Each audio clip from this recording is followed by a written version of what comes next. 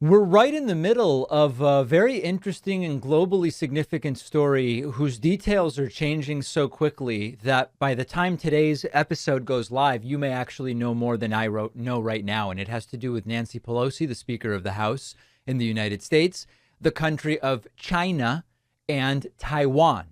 And understanding some of the history of the United States, China, and Taiwan is important to understanding what's going on, which we will, of course, get to.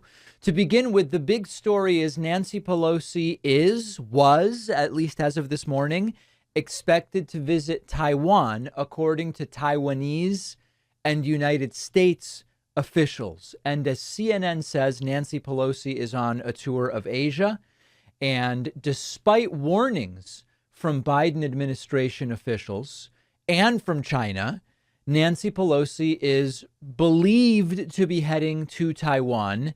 This is certainly controversial when it comes to China because of the policy of the United States of, at least for foreign relations and geopolitical negotiation purposes, recognizing China and China alone, although the U.S. has supported Taiwanese membership in a number of different coalitions and organizations over the years, sort of staking out not what I would call a 50-50 position on China and Taiwan, but certainly not a policy that is as extreme and reactionary as what China would want, which is to pretend that there is no such thing even as Taiwan sort of out in the world.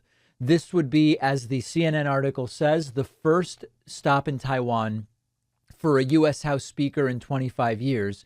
It is not currently on Pelosi's public itinerary, and this is being interpreted one of two ways. One way in which this is being interpreted is they've decided to bail on the Taiwan visit. The counterpoint is, well, it just was never on the itinerary, so it's a signal that she may still plan to do it, but it's at least not being given the same sort of position and significance that other visits are being given by virtue of not being placed on the official itinerary. The Taiwanese official added that Pelosi is expected to stay in Taiwan overnight. It's unclear when she would be in Taipei. The U.S. official added that Defense Department officials are working around the clock on monitoring Chinese movements and securing a plan to keep Nancy Pelosi safe. China has issued warnings saying the military will not stand idly by if Nancy Pelosi visits Taiwan. Now, the least, I don't know if charitable is the right word to use here, but the least charitable or most aggressive interpretation of this comment would be that the Chinese military would target Nancy Pelosi specifically. That does not seem to be the consensus opinion right now. But there's a lot of questions around what's going on. This is a Reuters report which says the latest warning was issued during a Chinese foreign ministry regular briefing. Spokesperson Zhao Lijian also said that because of Pelosi's status as the number 3 official of the U.S. government, a visit to Taiwan, which China claims as its own, would, quote, lead to egregious political impact. Pelosi was set to kick off a tour of 4 Asian countries Monday in Singapore, with speculation that she risks the wrath of Beijing by visiting self-ruled Taiwan. This is a very interesting geopolitical story and also potentially of significant consequence because U.S.-China relations are not particularly strong right now. Donald Trump, by virtue of his, what do we even call it, belligerent posturing about about China rather, has arguably sunk those relations to a new low. A year of talking about the China virus certainly didn't help. And although things have not further escalated under Joe Biden, they certainly haven't been repaired in any significant way.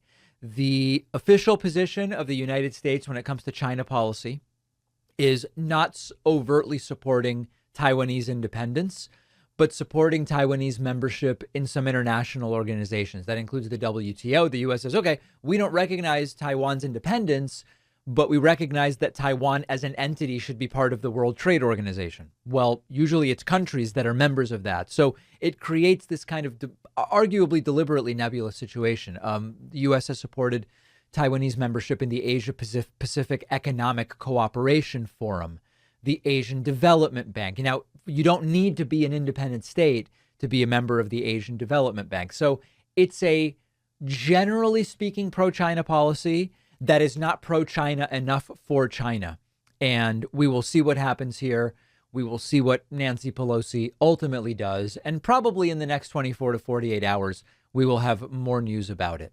Who doesn't love a good cereal? The crunchiness, the sweetness, it satisfies in a serious manner. But then you grow up and now all the healthy cereals are boring and bland and they get soggy. And this is where Magic Spoon comes in. It is that sweet, crunchy texture you loved from childhood with 0 grams of sugar, only 4 to 5 net carbs, perfect if you're doing keto, only 140 calories per serving, and packed with 14 to 15 grams of protein. Magic Spoon spent years developing the recipes. It's really the only cereal on the market to get the texture and the flavor right without the sugar and without a ton of carbs. They have flavors like cocoa, honey nut, fruity, peanut butter. Maybe you want to go adventurous. They've got blueberry muffin, maple waffle, cookies and cream, or cinnamon roll. That brings back memories. I love Magic Spoon. The whole team does. But if you don't, you'll get a full refund. But I know it's about to become your new favorite cereal. You'll get $5 off when you go to magicspoon.com/Pacman. The link is down below.